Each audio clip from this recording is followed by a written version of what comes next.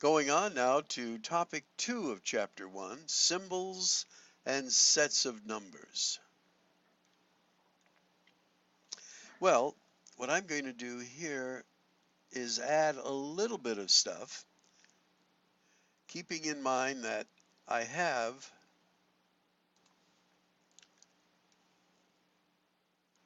done a lot of this on the whiteboard presentation of this chapter as well. So what I've set up here is a line. I'm putting arrows at each end indicating that these go on to infinity. And then right there in the middle of the line, I'm going to put a 0. And I might ask you, what is this line? Well, this is the number line that you've had in elementary school and throughout your math endeavors, so to speak. Now, why did I draw that? Well, because we're going to look at sets of numbers. And we're also going to look at some symbols a little later on. Now, when we think of a set, what are we talking about? Well, we're talking about a set of dishes, a set of silverware, a set of stamps. But in math, we're talking about a set of numbers, yes. So this helps us to start organizing what we're doing here in our algebra class. And these numbers have, in their different sets, have names. And the first set of numbers is referred to as natural numbers. Now, what are the natural numbers? Well, by the way, it's often, they use the word counting numbers too as a synonym. Well, our natural numbers starts off with 1, 2, 3, 4, 5, 6, and it continues following this pattern. And to indicate that, we use 3 dots, which you use a lot, and I know I use a lot, which is referred to as an ellipsis. Okay? Now, if we were to graph these natural numbers on our number line, we could go here 1, 2, 3, 4, 5, and we could write underneath the numbers. And then to graph it, we actually put a dot on the number.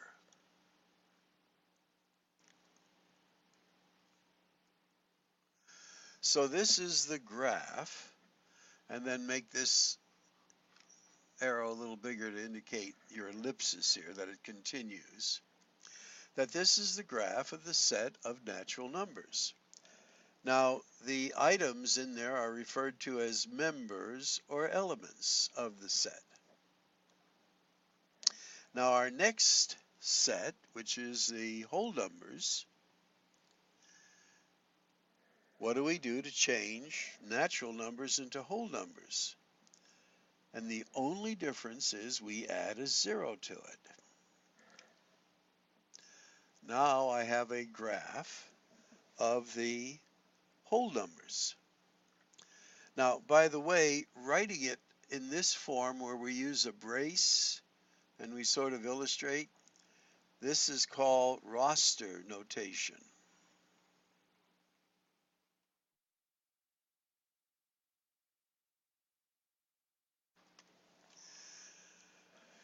Okay, and then what they're going to do, since we can't show the whole page, and I want to keep it big, is I'm going to go like so, and then we start to look at the number line. And there's what I had drawn up above. And before we go on, let's introduce a few symbols too. I think you're all familiar with this one. That means equal to. And then if you put a slash through it, is not equal to. And these are used in what we call mathematical statements. That 2 equals 2. That 2 does not equal 6. Okay? Now, some other symbols that we're going to introduce are what we call inequality symbols. And as we look at it, we say the symbol this is greater than.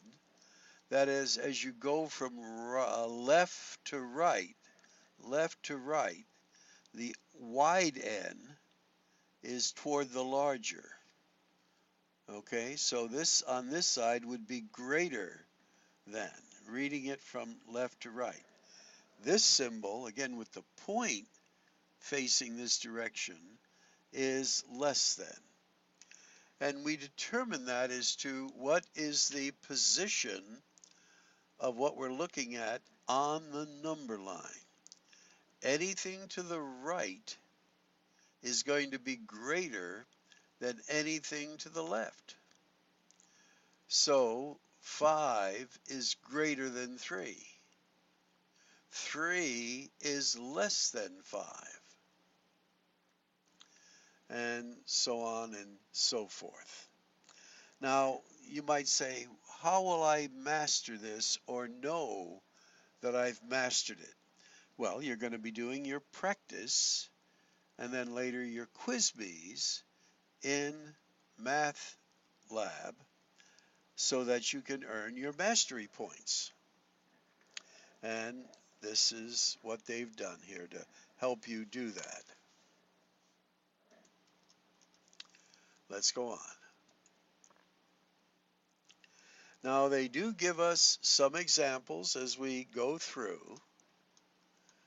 And here they want us to put these symbols to make these examples true. Well, with the magic of a pen here, what would you say here? Well, 2 is going to be less than 3. 7 is greater than 4. And 72 is greater than 27. And notice in your textbook, they give you the answers as well. So here are some practice. 5 is less than.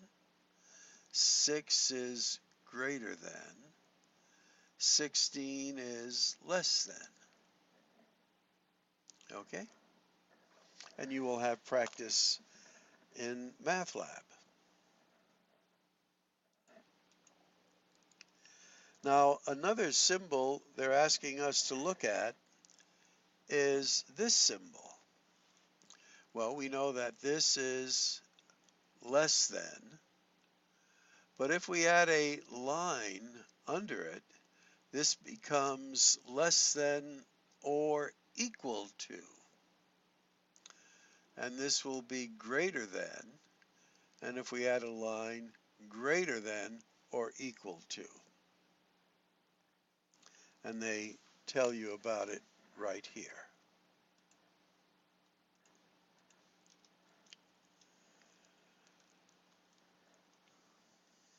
Now, all of those 4 symbols that we've gone over that deal with inequality are called inequality symbols. And one of the things they're asking us now is to say whether these statements are true. So let's read them together. 8 is greater than or equal to 8. Well, as long as one part of it is true, it's a true statement. So this is true. 8 is less than or equal to 8. That is true also. 23 is less than or equal to 0. That's not true. 23 is greater or equal to 0. That one part of it is true, so that is true. So the only one false is this. And you'll have practice. Again, I'm not going to do every one because it would take too long. All right, let's take a look at this now. We're going to translate from words, English, into mathematical statements. 9 is, let's write these out here. 9 is less than or equal to 11. And we had to introduce this sign.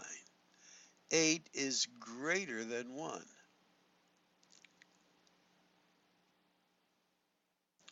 3 is not equal to 4.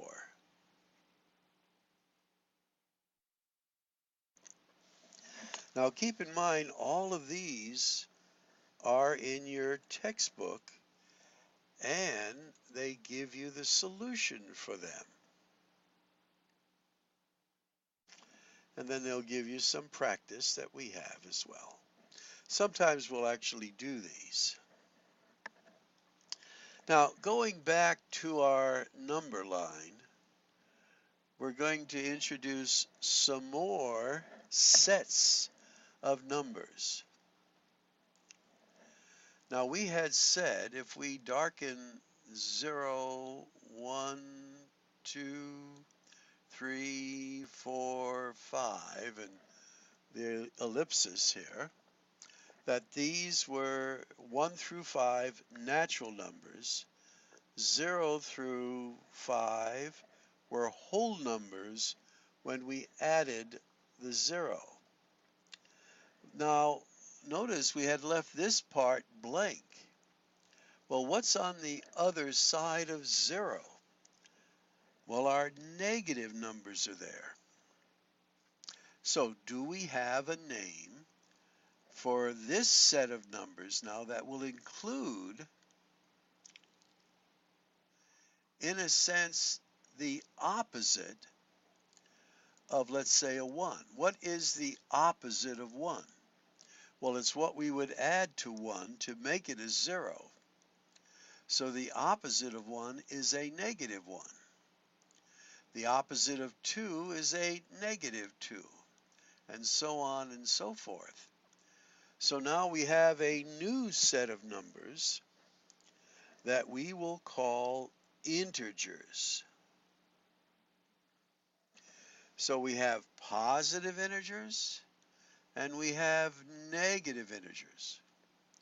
Now the positive integers are our whole numbers. Now we're including 0 there.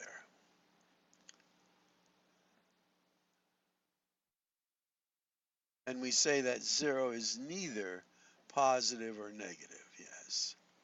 I'm glad to see that in writing. Okay.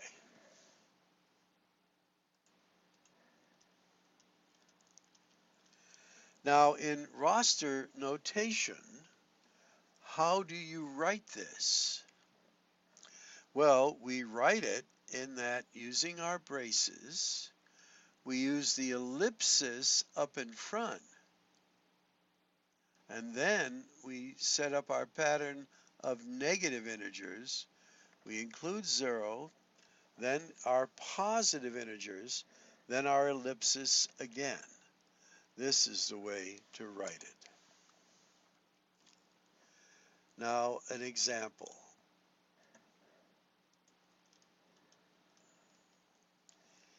Use an integer to express the number in the following. Pole of inaccessibility, Antarctica, is the coldest location in the world, with an average annual temperature of 72 degrees below 0. How would you represent that? Well, again, on the number line, it would be a negative 72. Okay? And then for this one, it's going to be 10 meters below sea level. This would be a negative 10. Okay, let's go on.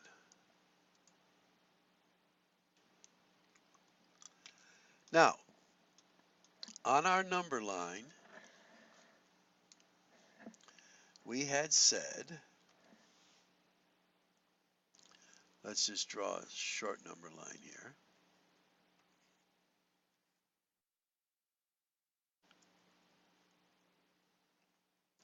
In a sense, we're illustrating what is up here, but making it a little bit bigger.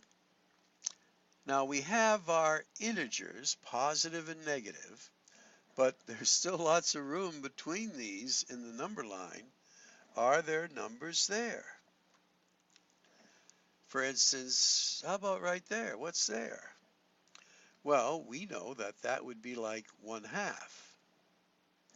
And how about right there? That would be 1/3. And over here, this would be a negative 1/2. So there are other numbers on the number line. Well, what set of numbers would include those? Well, we say that these are the rational numbers. Now remember, rational numbers also include natural numbers, whole numbers, integers, but now we're including the fractions, so to speak. And often the word rational numbers, they're talking about fractions, okay? And you can never have the denominator equal to 0. Now I use another little shorter definition for this that I'll tell you at this time. That if we convert 1/2 to a decimal, that becomes 0.5. And notice 0.5 ends or terminates. If I convert 1/3 to a decimal, this becomes 0.3, and the 3 keeps repeating. So there is a repeating pattern in this decimal. I put a little bar over the 3 to indicate that's going to be repeated. Now, we say rational numbers, when they are converted to decimal fractions, they either terminate like the 0.5 or repeat a pattern like 0.3 that keeps repeating. And we'll introduce another little number here. This is going to be a 2 over here. And right about here, we have another number that's called the square root of 2. That's on the number line, but when we convert that to a decimal,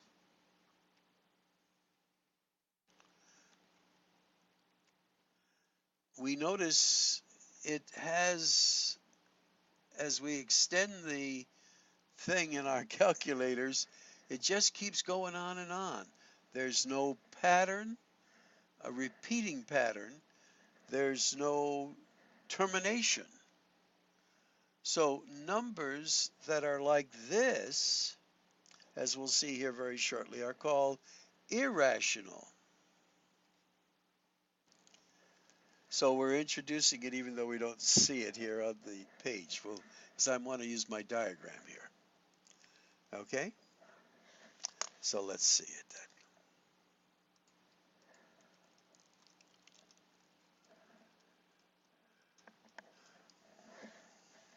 Now, an interesting example of this square root of 2, by the way, and this is often used, is to make a little square. It's 1 unit on each side. Then this diagonal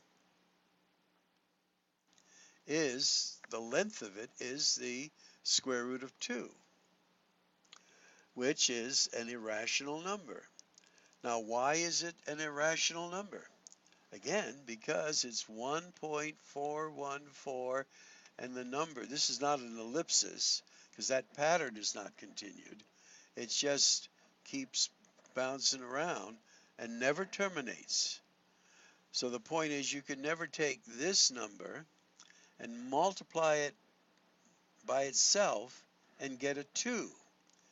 It becomes 1.99999, but it never becomes a 2. Why? Because it's irrational. That's what we describe that as. But if you took the square root of 2, though, and times it by the square root of 2, later you'll find that's the square root of 4, and the square root of 4 is 2. So we can take irrational numbers and make them rational. But the irrational number itself gets its definition because of what I've just described there. Okay? And they'll give you some examples to work here as well. Pi is another famous irrational number. And there you see they're giving you some examples. Now, in a sense, the ellipsis here indicates that this pattern is not a pattern. Anyway. So now, what do we have? Well, when we have all of the numbers, the natural numbers, the whole numbers, the integers, the rational and irrational numbers, these are all the numbers that could be found on the number line. They make up the group called real numbers. Okay? And all of these would correspond to a point on the number line.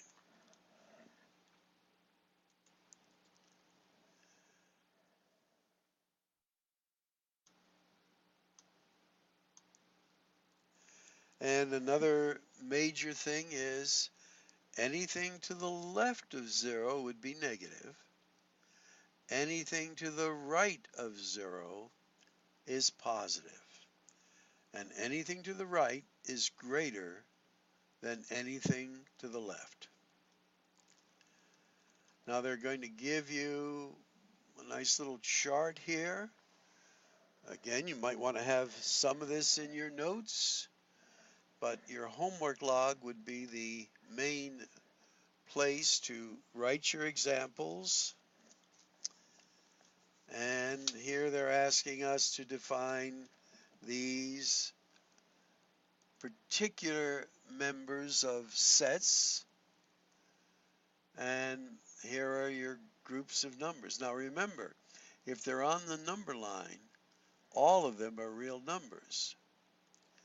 And if they're under the radical sign and they're not a perfect square, because that's a trick question that you get every once in a while, they'll say the square root of 4.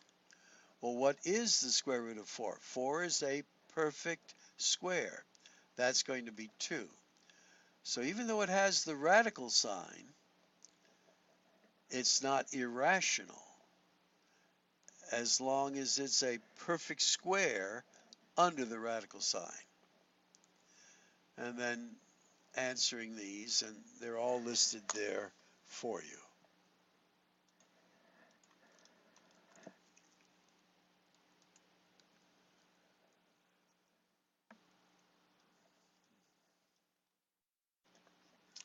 Now, another topic we're going to look at is the order property for real numbers. Again, anything to the right is greater than anything to the left. So let's just do these quickly here. -1 will be less than 0. Now notice this is a improper fraction. This is actually a 7 when you simplify this. So this is going to be equal. Now here it's a little tricky. The 5 we know on the number line if it were positive, would be less than 6, but because they're negative, the smaller negative number is actually greater. So on a number line, you'd have a -6, a -5. A -5 would be to the right of -6. Okay, they do give you an explanation for all of these. Okay, another major topic here in section 2 is to find absolute values. Well, an absolute value, by definition, is the distance that something is from 0. So how many units is 3 from 0? Well, it's 3 units. How many units is a -3 from 0? It's 3 units. Now we write absolute value with vertical lines.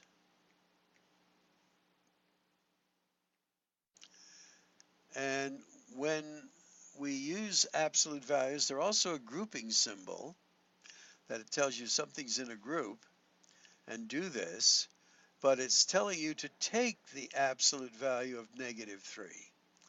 And we said that how many units is it from 0? It's 3. How many units is a 3 from 0? It's 3. So we say the absolute value of anything is its positive value because it's the number of units it is from 0. I don't want to go too slowly on this because it makes the tape too long. So for all of these, this will be its positive value. Its positive value. Of 0, it's neither positive, so it's just 0. Its positive value, its positive value. Now here's where it gets a little tricky. Because first, what you have to do is take the absolute value, then make your comparison. So here 0 is always going to be less than 2. This becomes a 5, so this is actually equal. This will become a 3 and a 2, so this is greater. This is going to be less than, and this will be a 7 and a 6 will be greater. All right, here's a little vocabulary check that we will pass up, but is available to you. And I believe we're ready for our exercises. Yes, and we'll call this our review of section 2.